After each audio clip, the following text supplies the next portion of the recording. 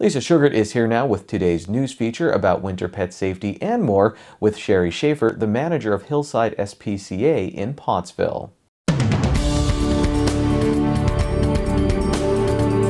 Sherry, thanks for joining us. How are all the dogs and cats at the shelter? They're doing great. Thank you so much. And how many of them are there at the shelter right now? Right now, we have about 50 dogs and about 260 cats. Wow, I was overwhelmed when you told me that number, but is that like a normal figure for the shelter? Pretty close.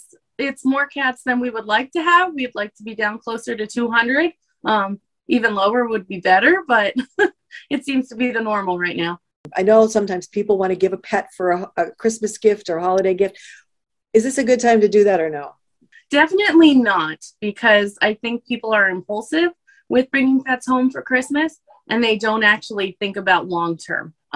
So it might be cute to get an 8-week-old puppy or a kitten now, but as they start to get bigger and they start to get destructive, that's when shelters start to get filled up. What can we do to help your pets and to help you at the shelter? The biggest thing is donations right now.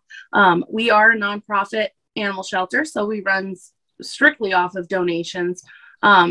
We've definitely been hit with a lot of vet bills lately.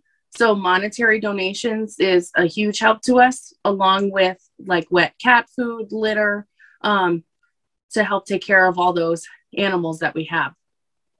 And you told me you even have an Amazon wish list online. We do. If you go to hillsidespca.com, there is a section for donating and there's a link right on it for our Amazon wish list. And for somebody maybe after the holidays, they're thinking, okay, I am going to get a pet. It's a process. You don't just walk in, get a pet and walk out the door. On that same website, we have pre-screening forms. We do pre-screen all of our adopters. This is where you're going to put in all of your information, your vet's information. Something that Hillside does is vet checks to make sure that your current pets or previous pets have been well taken care of. Now we are in, the midst of the cold weather, unfortunately, and we often get calls here at the television station about remind people to bring their pets in. So what is the best way that we can make sure that our pets are safe in the cold? The number one is to make sure that they are inside. Obviously, not everybody has inside pets, so they just have to make sure that they're smarter about it. A lot of people will put out blankets or towels in the wintertime, and that's actually the worst thing you can do. The fabric will hold the moisture and you can actually cause your animal to freeze to death or get frostbite.